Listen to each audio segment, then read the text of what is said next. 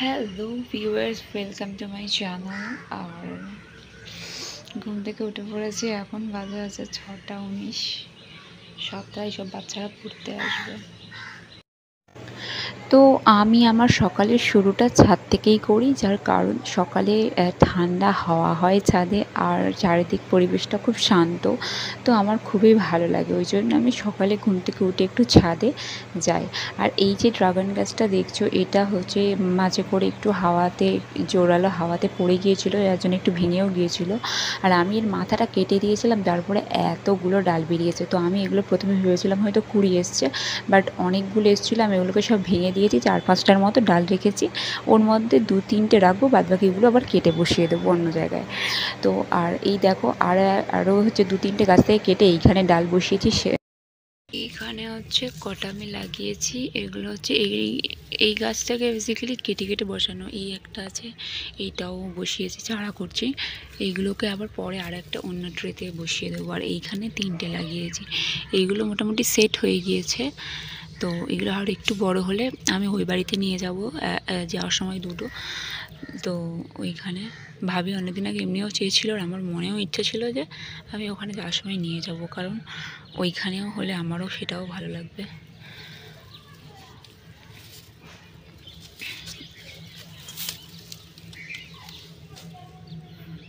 আর এই গাছের ফুলটা আমি দেখাচ্ছি, এটা কি ফুলই তো মনে হচ্ছে আমার। তো দেখো, ওই দিকে একটা ডাল, আর এটা ফুল। তো গাইজ প্লিজ এটা ফুল হোস, আর ডাল চাই না আমার, প্লিজ একটা অন্তত ফুল হয়, আমি তো দেখে খুশি হই। ফল হোস আর না হোস, একটা ফুল তো। তো চলো, নিচে অনেক কাজ পড়ে আছে, 7টা বাজতে যাই, সব বাচ্চারা পড়তেও আসবে, তার আগে আমাকে সব কিছু গুছিয়ে নিতে হবে।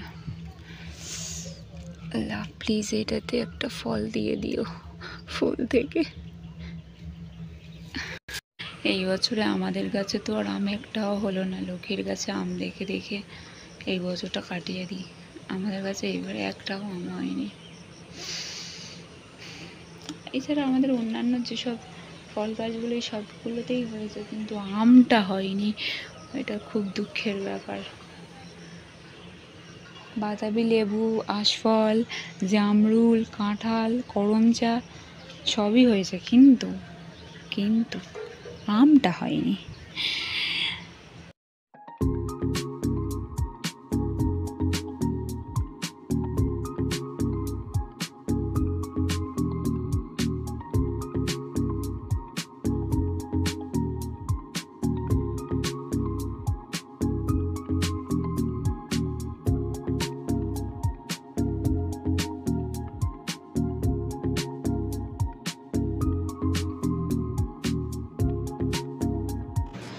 তো দেন আমি বাচ্চাদের পড়তে বসানোর জায়গাটাকে ক্লিয়ার করে গেলাম, মাদুর টাদুর বিছিয়ে, তারপরে মুখ ধুলাম, পারভেজের জন্য খাবার রেডি করছিলাম। আর সকালে আমাদের জন্য একটু চা করলাম, আর বিস্কিট দিয়ে খাবো বলে।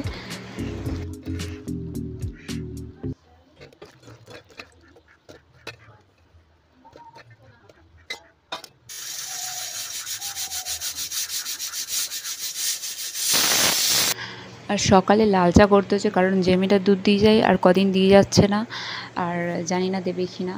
তো আর এখানে আমি আমার হাতটা দেখো কীভাবে কেটেছে, এমনভাবেই কেটেছে যখনই একটু কিছু খোঁচা লেগে যাচ্ছে ওখান থেকে আবার ব্লাড পড়ছে, বন্ধ হচ্ছে না, 2-3 দিন হয়ে যাচ্ছে, তবুও এটা সেম একই জিনিস হয়ে যাচ্ছে। তো জানি না কবে ঠিক হবে। তো আমি চা খাওয়া শেষ হতে না হতে একটা একটা করে বাচ্চারা পড়তেও এসে যায়।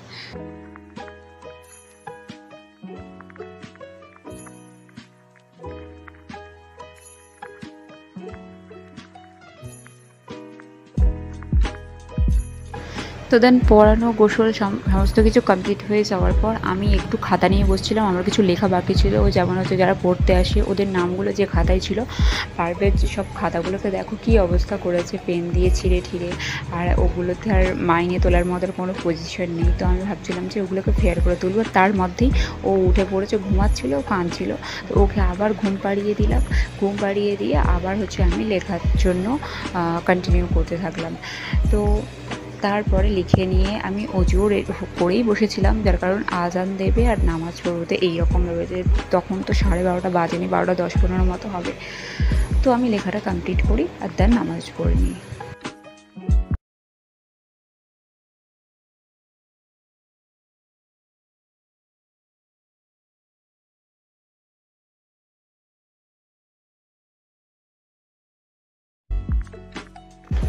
তো নামাজ পড়ে ওঠার পরে পারভেজ ঘুম থেকে উঠে পড়ে, আর ওকে হচ্ছে ওর জন্য অনেক দিন পরে খিচুড়ি করেছিলাম। আর এই খিচুড়িটা ছিল হচ্ছে অনেক রকমের সবজি ছিল, তার মধ্যে আমি একটু মাছও ছাড়িয়ে দিয়েছিলাম।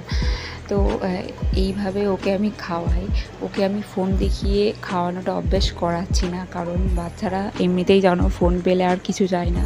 তো আমি একটু চাই ফোন থেকে দূরে রাখতে। জানি ফোনের প্রতি অ্যাট্রাকশন একটা সময় হবে, বাট এখন অন্তত চাই না। তো এইভাবে ওকে মারপিট করে একটা খাওয়ানোর যে ব্যাপারটা, এটা আবার রোজ হয়, ওটা কোনো ব্যাপার নয়। তো আর তারপরে ছিল হচ্ছে এটা ইভিনিংয়ের খাবার। এটা হচ্ছে চাউমিন ওর জন্য বানিয়েছিলাম। ও কয়েকদিন আর সেরেলাক খেতে চাইছিল না, যার জন্য বাড়িতে মুরগির ডিম ছিল, দেশি মুরগির ডিম, আর তাই দিয়ে একটু নরম করে দিয়েছিলাম। তার কারণ ও হচ্ছে না চাউমিনটা খুব খেতে পছন্দ করে, কিন্তু ওটা ও গিলে খেয়ে নেয়, ও চিবাতে চায় না। তো যার জন্য আমি একটু নরম করেই করেছিলাম। আর এইখানে ওর কিছু বই আছে যেগুলো আমি অনলাইনে অর্ডার করেছিলাম। আমার সোনা খায়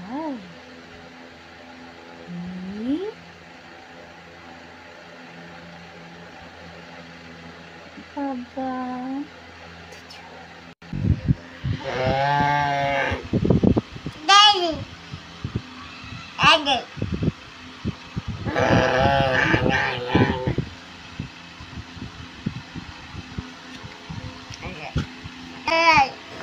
তো আমি ওর জন্য যে বইগুলো অর্ডার করেছিলাম সেখানে মোট 10টা বই দিয়েছিলো, এরকম ছোটো ছোটো কার্ডবোর্ডের, যেগুলো আর মধ্যে হচ্ছে তুমি ওয়াটার পড়ুক বা যাই পড়ুক ওটা নষ্ট হবে না কোনো মতে তাড়াতাড়ি।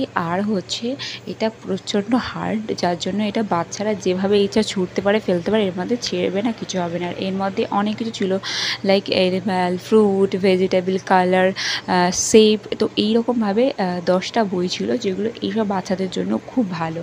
তো আমি এগুলো অর্ডার করেছিলাম অনেক দিন আগে, ও তখন আরও ছোটো ছিল। তো আমি এটা মিশো থেকে করেছিলাম, আমি লিঙ্কটা ডেসক্রিপশানে দিয়ে দেবো। তো দেন ছিল রাত্রের খাবার। রাত্রে খিচুড়িটা একটু আলাদা করেছিলাম, এটার মধ্যে সয়াবিন অ্যাড করেছিলাম। ওটা আলাদা মাছ ছিল দুপুরে, বাট এটা রাত্রে আমি আলাদা করে করেছিলাম, ওর মধ্যে টমেটো আর সয়াবিনটা অ্যাড করেছিলাম নতুন করে। আর এইখানে এত গরম হচ্ছে, ও খালিয়ে বসে আছে, ওর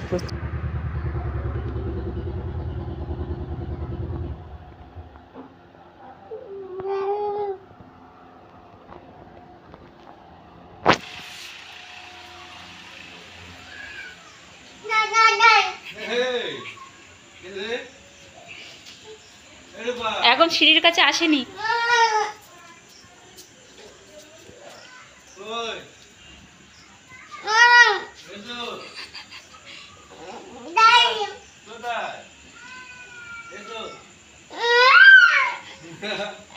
খেতে যাবে যাবে, আসছে, এক্ষুনি আসবে, এখান থেকে ডাক।